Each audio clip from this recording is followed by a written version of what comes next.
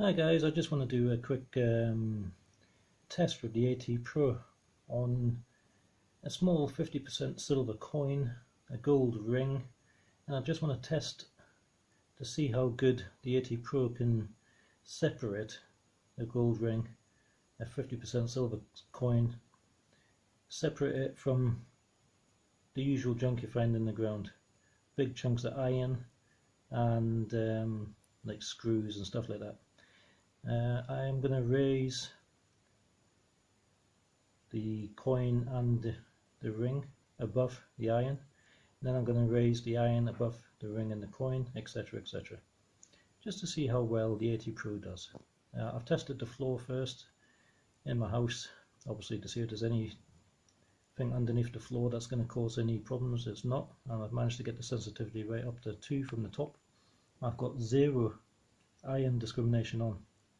This is the way I use the AT Pro. So I've got it in Pro 0. I have no iron discrimination on at all.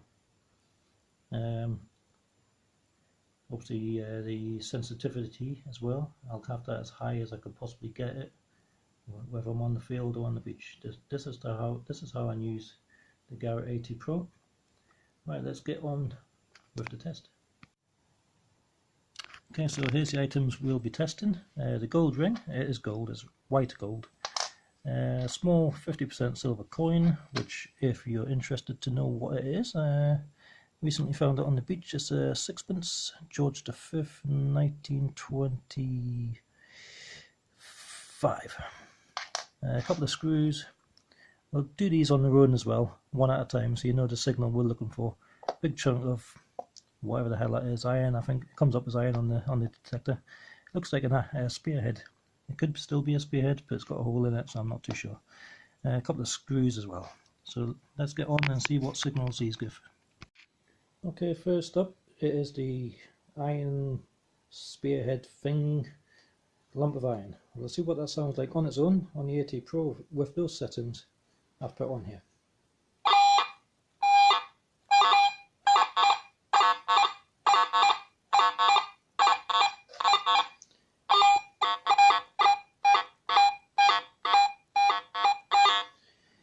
As you can see, it gives a decent signal.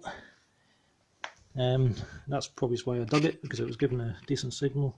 Jumping all over the place, but it gave a good signal. So we'll move that out of the way now, and we'll put one of the screws. Put the screw down and see what kind of signal that will give us.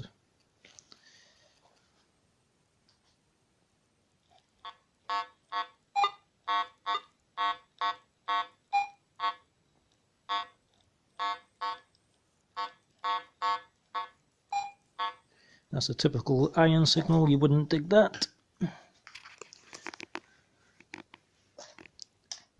Now let's put the 50% silver coin down. I don't really look at the screen when I'm detecting. I don't go by numbers, I go by sound. So let's go over the small 50% silver coin. Yeah, you dig that all day long. You dig that target all day long. And the gold ring.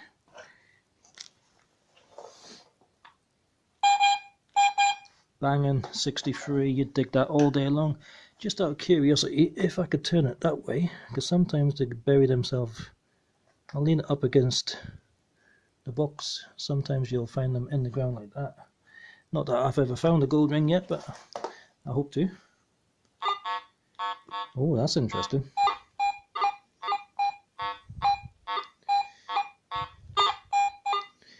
I'll probably still dig that because it's jumping all over the place, but what a difference. What a difference. What a difference in tone that is. I'd still dig that because it you know, it's an iffy signal, but you'd still dig it. But because it was that way, it was a lot different tone to when it was that way.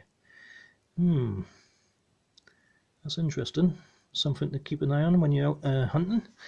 Dig those iffy signals. Right, I'll start with the coin. Put the coin lower down. We know what the coin sounds like. We know what the screw sounds like.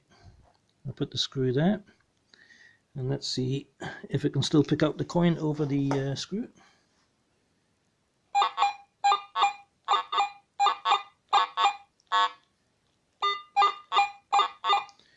Yeah, still dig that, no problem at all. Still dig that. We'll put the iron lump, whatever that is.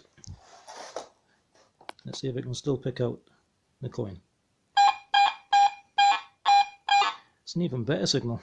It's not even picking up this iron at all, to be honest with you, because that sounds exactly the same as it would without the iron there.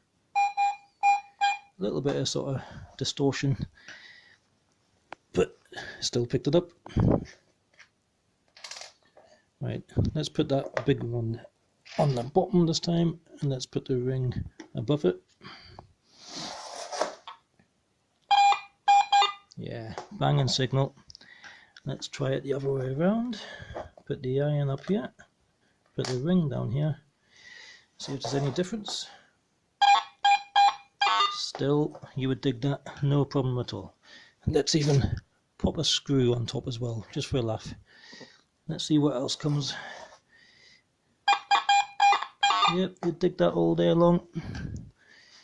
Let's move the big chunk of iron, and let's have 2 screws. So this would simulate a trashy park. A couple of screws and a ring. Ooh.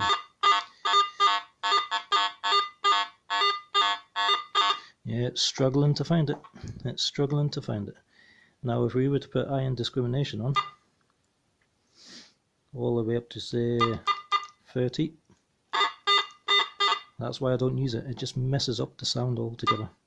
So I'm taking iron discrimination off altogether. I'll stick some iron audio on, see if that makes a difference to the not really. Right, we'll try it the other way around. Put the screws on the floor, put the ring above it. Yeah, no problem at all. So DAT Pro struggles with a gold ring with a lot of trash on top of it. I mean, it was an iron signal, that. I'm not sure if I would have dug that. But if the gold ring is above the trash, it picks it out quite well. So I just wanted to do that. It's a terrible test, not the best. But I hope you found that interesting. Thank you all for watching, and I'll see you again soon.